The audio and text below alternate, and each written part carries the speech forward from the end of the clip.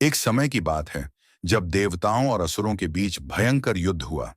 इस युद्ध में असुरों ने देवताओं को पराजित कर दिया और स्वर्ग पर कब्जा कर लिया। भगवान विष्णु ने कहा कि अगर देवता अमृत का सेवन करें तो वे अमर हो जाएंगे और अपनी शक्ति फिर से प्राप्त कर लेंगे। लेकिन अमृत केवल समुद्र मंथन से ही प्राप्त हो सकता था। इसलिए देवताओं ने असुरों को अमृत का लालच दिया और उन्हें समुद्र मंथन में सहयोग करने के लिए मना लिया।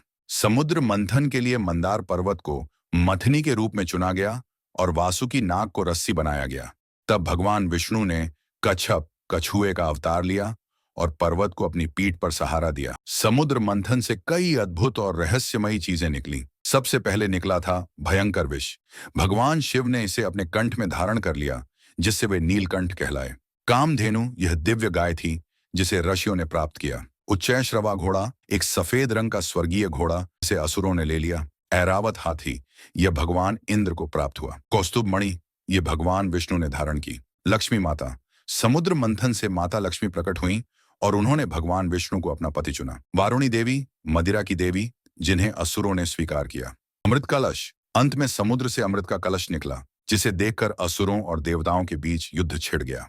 ये भगवान विष्णु ने मोहिनी अवतार लिया, एक दिव्य स्त्री का रूप जो इतनी सुंदर थी कि असुर उस पर मोहित हो गए। मोहिनी ने कहा कि वह सभी को अमृत बांटेगी। भगवान विष्णु ने चालाकी से पूरा अमृत देवताओं को पिला दिया। ऐसा कहा जाता है कि जब भगवान विष्णु अमृत कलश लेकर भाग रहे थे, तब अमृत की कुछ बूंदें पृथ्वी पर 4 स्थानों पर गिरीं। प्रयागराज गंगा यमुना सरस्वती का संगम, हरिद्वार गंगा नदी, उज्जैन क्षिप्रा नदी, नासिक गोदावरी नदी। इन्हीं 4 स्थानों पर हर 12 साल में कुंभ मेले का आयोजन होता है, जहां करोड़ों श्रद्धालु अमृत स्नान के लिए आते हैं।